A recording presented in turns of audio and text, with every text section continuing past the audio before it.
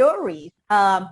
Everyone has important stories to tell, to share. So I want you to get a sense of what storytelling is about and why it is important, but also an effective tool to convey social critique, to engage in social issues.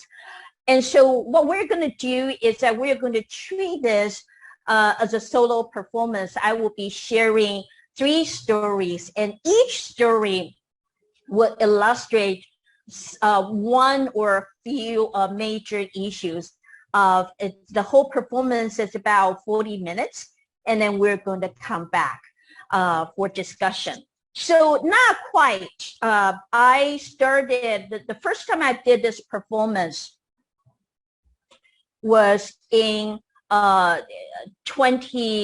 January. The first performance was in January 2017. So I wrote the solo performance in 2016. And what I'm doing today is an updated version. And so I kept one story and updated 2 and added 2 updated stories. The first story I'm going to share is called Where's Home? And this was written in late 2016. And so I want you to keep in mind the political, socioeconomic context at the time. I live in Chicago. I have lived here for 20 years. Before I moved to Chicago, I was in Austin, Texas for 5 years.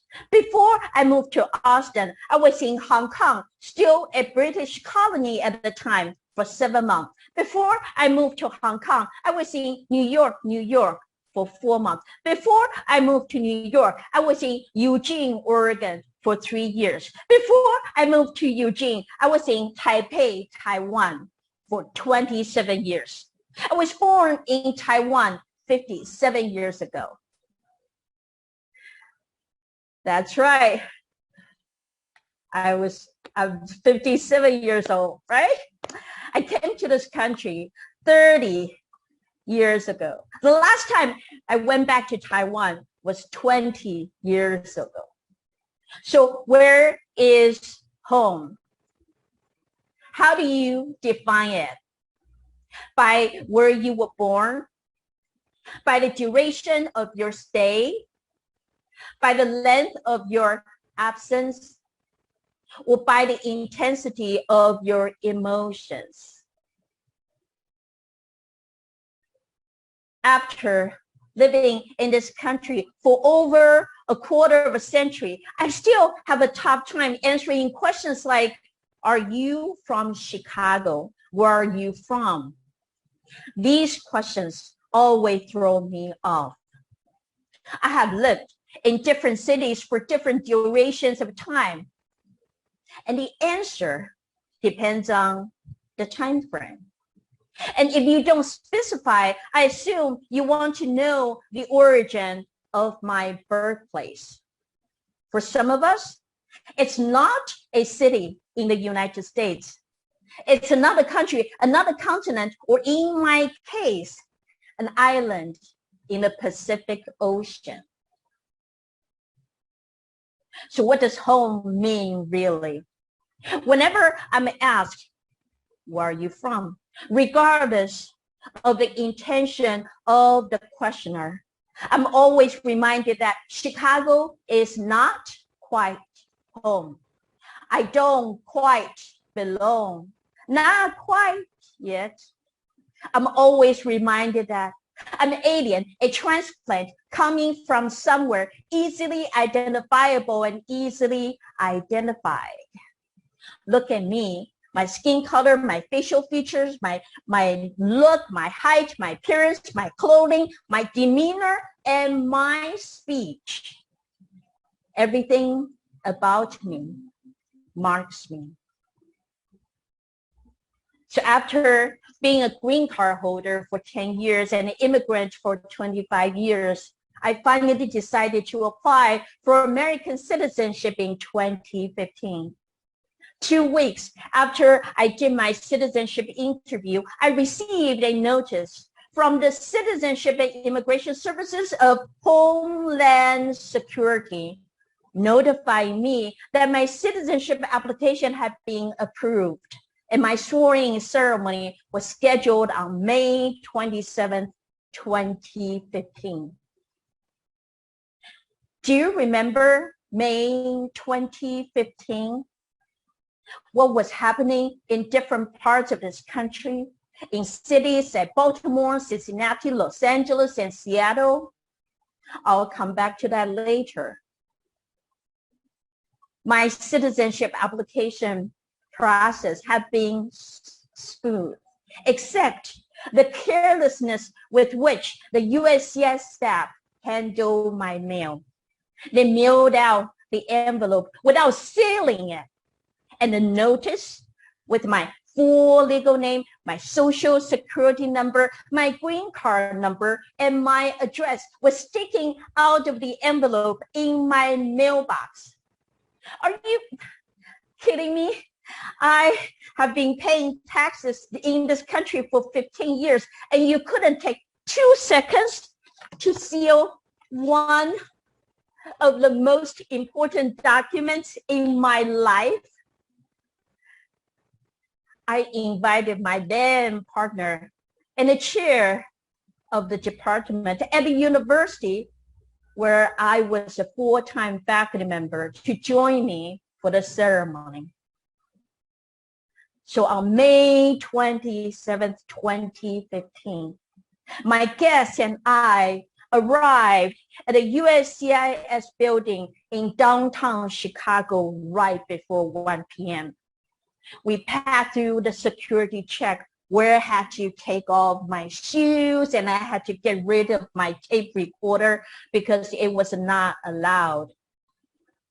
And then up to the 3rd floor where there was a huge waiting area. After waiting for half an hour, I was called to stand in line in order to move to a large ceremony hall. And right at the entrance of the ceremony hall, there was a long desk, and 3 agents were sitting there. When it was my turn, the first agent took my green card and the notice. The second agent examined them and threw them into a big yellow envelope. And the third agent checked my name off the list. My heart sank when I turned in my green card. This was the only legal documentation in my possession to prove that I was documented or legal in this country. I didn't bring my Illinois ID with me that day, so I didn't have any ID to show who I was, but even if I did, they wouldn't have proved my legal status. So at that moment, I was without legal documentation. I started to panic as I walked into the big hall where hundreds of immigrants like me had already been seated. It was very scary to be with hundreds of people without legal documentation. It was as if we were waiting for a collective sentence, because theoretically, any one of us could be arrested, locked up, or deported right there and then. But deported back to where? It has been 3 decades since I left Taiwan in 1991. The last time I went back to the island was 1999. I still have family there, but it hasn't been home for 30 years. Going back there is not necessarily going home, but then where is home? My heart pounds every time I saw an agent walk toward my direction. And I kept on thinking to myself, is this a trap? Is the agent going to tell me that something was wrong with my application and they changed their mind about naturalizing me? Did they not believe me? when I indicated on the application form and when I told them face to face that I never torture anyone, I never engaged in genocide, I was never part of a Nazi government in Germany, I was not a communist, I was not a terrorist, I never intend or attempt to overthrow the US government, I never belonged to any rebel or guerrilla groups, I never gave or sold weapons to anyone, I was never in prison, I never committed any felonies, I pay my taxes, I was not a gambler, I was not an alcoholic, I never abused any drugs, I never forced anyone to have sex, and I never solicit sex. I was a saint, still am one. Suddenly, I saw my then partner and my former colleague enter the hall and take their seat. After a few minutes, the USCIS director walked up to the podium and announced that we would start the ceremony. I felt a sense of relief. The citizenship ceremony included watching documentaries about immigration history and American exceptionalism, listening to speeches, singing national anthem, and I'm not going to sing tonight because I don't torture people, pledging allegiance to the flag, and receiving the certificate of naturalization. In the documentary, the narrator talked about how we, like the previous generations of immigrants, that we were fortunate to escape war, poverty, and political and religious repressions to come to this country to pursue our American dream.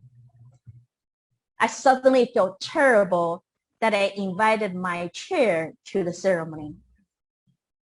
You see, my chair was a 70-year-old African-American man. His ancestors didn't come to this country voluntarily. In his parents' time, people of different races were not allowed to swim in the same swimming pool. And what was happening in May 2015? Activists like Black Lives Matter have been protesting against police brutality for quite some time. Baltimore was particularly under scrutiny because of the death of Freddie Gray. War is not outside of the United States. War is right here in the United States, in our own backyard, against our own people. What was my celebration was not necessarily his to have, even though he was very happy for me. But it was also very difficult for him to sit there and to listen to the rhetoric about American exceptionalism as a Black man.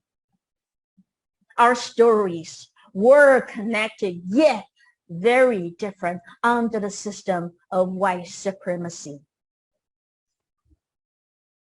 So I got through the ceremony and received my certificate of naturalization.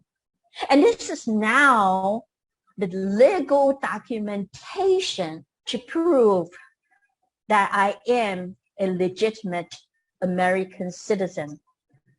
I didn't pay attention to it when I received it, and I immediately locked it up in my safe without realizing I would need it again a year later. So this is my certificate of naturalization, and it might not be easy for you. So this is a real copy, and there are two numbers on it. There is this number for the certificate, 37439387. And there's another number, A09434387. Do you know what that A stands for? I did not realize the significance of these two numbers until I tried to apply for Affordable Care Act health insurance in December 2016. I was asked to provide evidence for these two numbers when I identified myself as a naturalized citizen. And that A stands for alien. That's my alien registration number. A number that I carried for decades before becoming a citizen, and a number I will continue to carry. You see, these two numbers are for registration, and there's always a registry for aliens. Most people would assume that the process of naturalization enables immigrants like me, and let me be very clear, a very privileged one, to assimilate into this country, to be part of this country, and to finally be home. I have contributed to this country by educating young minds at a university for decades. And here is the irony: not as a citizen, but as an immigrant. First on my H-1B visa, and then with my green card. This country has entrusted immigrants with some of her most important jobs, including raising children, caring for the sick, cleaning houses, and educating young minds. Yet we are forever unwelcome. As much as I try to blend in by achieving the American dream, this country, or shall I say this government, is never going to let me forget that I am indeed an alien and will forever be one. So this is my American journey, my American dream pursued and achieved, but I'm still not home. So this is my first story. It's called Where is Home? And I want to use the whole process of naturalization for me to reflect upon what it means to become a citizen and the ambivalence that I felt. And we can discuss that later. The second piece was written in late 2019. In recent years, as you listen to stories, I want you to also listen to how it is written, what touches you, whether it challenges you to think about issues. Do you see similarities? Do you see differences between us? Do you feel the sense of empathy, compassion, understanding, and motivation to change the world? In recent years, I've been using letter format as a way to tell stories. And so this is the piece that I wrote in late 2019, and it's entitled, Dear White Woman. Dear white woman, I regretted saying nothing to you, so I'm writing this letter. It was a good day, that first Friday in October 2019. Sunny and cool. It was around 2 p.m. I just finished presenting my gender-based violence workshop at a medical school at UIC. I had started this new job with the university in July, and this workshop was the first major one I had to conduct with this new position. I was happy because I thought everything went well, so well that the student organizers told me that they wanted me back in spring. I was feeling proud, standing in front of the medical school building entrance on Polk Street. when I ordered a lift to return to my office, you were right there dropping off someone. I was elated that I didn't have to wait long. The day is really going my way, I thought to myself. I got into your car and said, thank you so much. How are you? My standard greeting to a Lyft driver. You glanced at me through the mirror and said, I'm good. Where are you from? Just like that. We're sitting inches from each other, yet the chasm between us suddenly feels like 1,000 miles. I paused. Where are you from? Is one of my most dreaded questions. I was asked so very often before becoming a citizen in 2015. It was simple when I first arrived in this country from Taiwan as a student back in 1991. I was foreign, after all, with my stronger accent then and wearing clothing I brought from home. Yet with each passing year or decade, this question has become more complicated and layered. I can no longer answer it with ease. This question was posed to me even after I became a citizen in May 2015. That same afternoon, after the naturalization ceremony, and the days and the weeks and the months and the years afterwards, that question never stopped. Why would I have expected anything different? The certificate of naturalization, that piece of paper certifying my citizenship status, didn't change anyone's perception of me as someone from somewhere else. My status might have changed, but my face didn't. I mean, my accent wasn't that thick, so thick that you would mistake me as foreign. You had no other references than this face of mine, the only marker of difference, just like a million other faces from Asia. And when I hesitated, you asked, originally,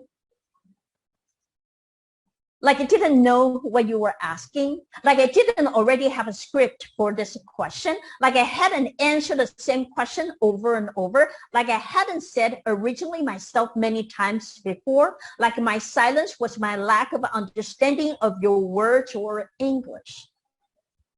No, I was killing you softly in the back seat with my gaze filled with both sorrow and rage, calculating how much I should let your remark and therefore you shape the rest of my day or days after that. When I told you I was from Taiwan, you started talking about how your brother-in-law was working there and how he loved it. I asked you which city he was living on the island. You couldn't say. You simply went on and on about his beautiful experiences in Asia. I wanted to tell you, I don't care. I mean, do you even know the difference between Taiwan and Thailand? Because many Americans can't even distinguish these two countries since the first part for these two words sounds exactly the same.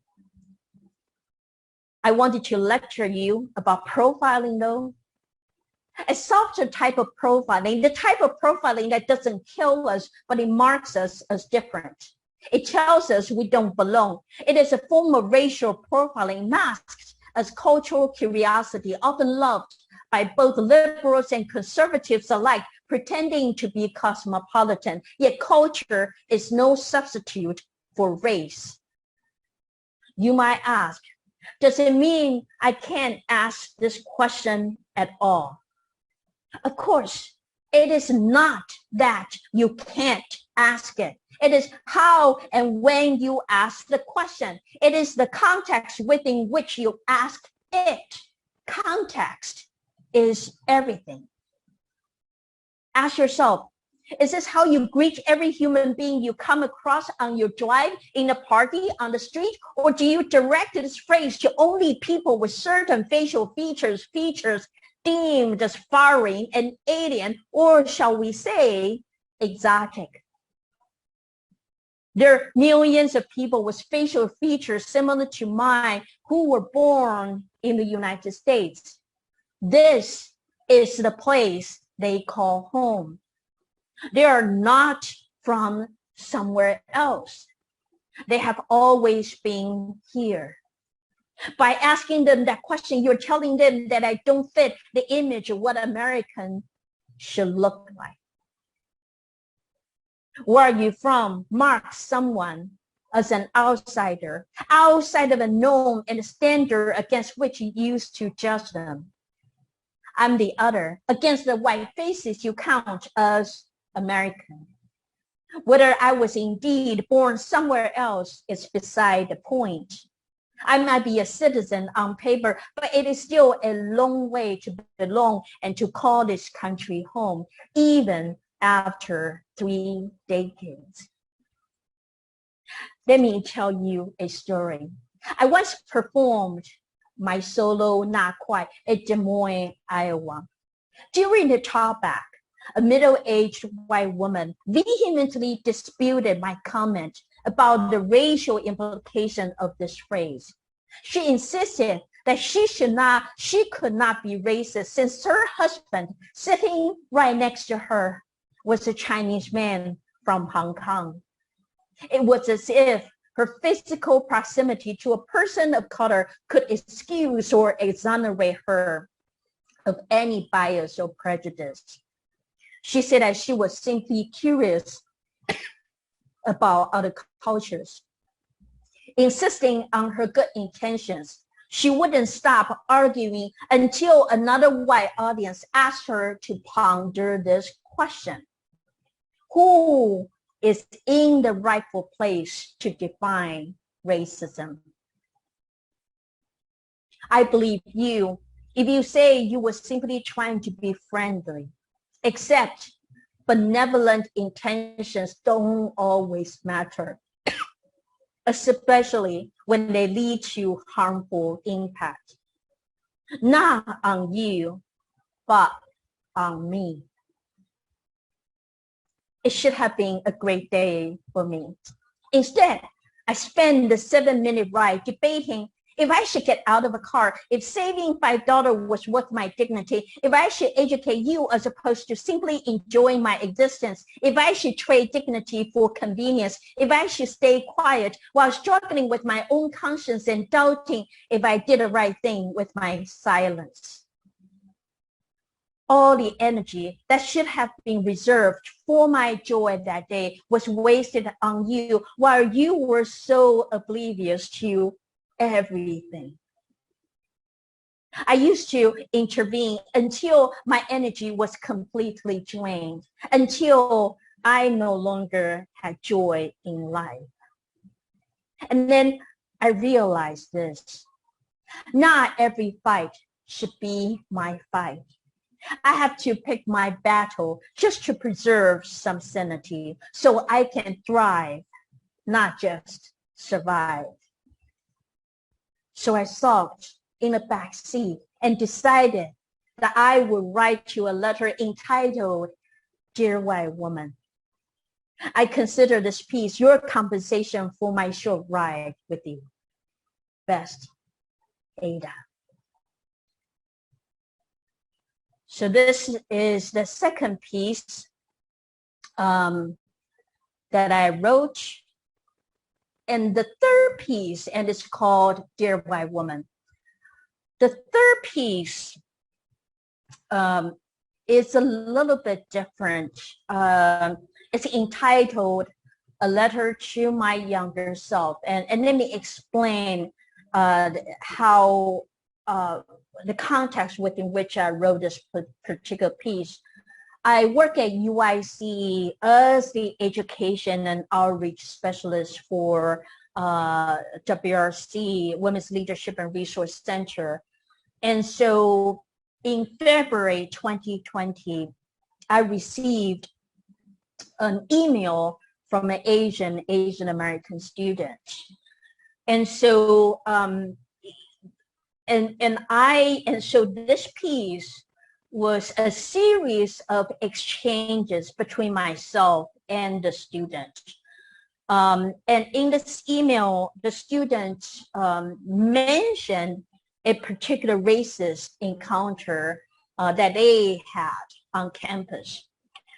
I didn't change anything. I wrote this piece sometime last year, mid 2020, and I haven't changed anything because I want people to get a sense of where I was a year ago without having to witness the intensification of anti-Asian racism throughout this past year.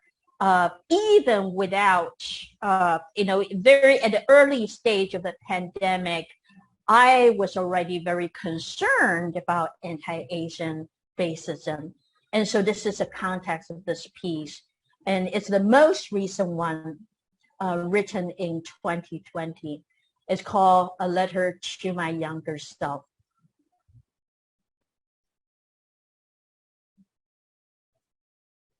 Dear university staff, hello. I want to report an insulting incident that happened to us today. My friends and I were at this building trying to grab some coffee. We were waiting in line, and finally, when it was our turn to order, we stepped forward. During that short time, we heard an absurd racist joke that people at the cashier made, saying, "Watch out for the coronavirus." As everyone knows, the coronavirus is a global issue that has taken away more than 500 innocent lives. Treating us as that virus is both humiliating and insulting to the people who are suffering and fighting for that contagious disease. It is unfortunate that this took place during the Black History Month, the month that we believe that no one should be discriminated by the color of their skin. I hope you examine this issue. We sincerely want an apology for this inconvenience. Sincerely, student. Dear student, thank you for the message. I'm very sorry this happened to you. I would like to meet in person to discuss the situation further. Let me know when you can stop by. Ada. Dear Ada, thank you for your kindness. We were all furious about the incident. However, after knowing that there are people who actually care for minorities like us, it gives us pride knowing that we chose to come to the school. Again, thank you for offering us the option to deal with this matter. But we have decided not to make a scene. Student. Dear student, I don't think you will ever read this message. I do hope at some point you will tell the story on your own. I haven't been able to sleep for days since I received your email. That last sentence, we have decided not to make a scene, hit me hard. That sentence has filled me with sadness. It feels that someone has driven a knife slowly into my heart. I'm not going to die from it, but my heart aches and bleeds with each gentle cut and push. Your message was the first complaint I received, but it was not the first one I have heard. Since the outbreak of the coronavirus, we have seen an increase of hatred toward Chinese people, people of Asian descent, or Asian Americans in general. Physical assaults have taken place, racial slurs hurled, suspicious looks cast, masks put on specifically when Asian people are present. Otherwise, socially conscious people making jokes and references about the virus and Chinese people. Businesses in Chinatown plummeted due to misinformation, xenophobia, and racism.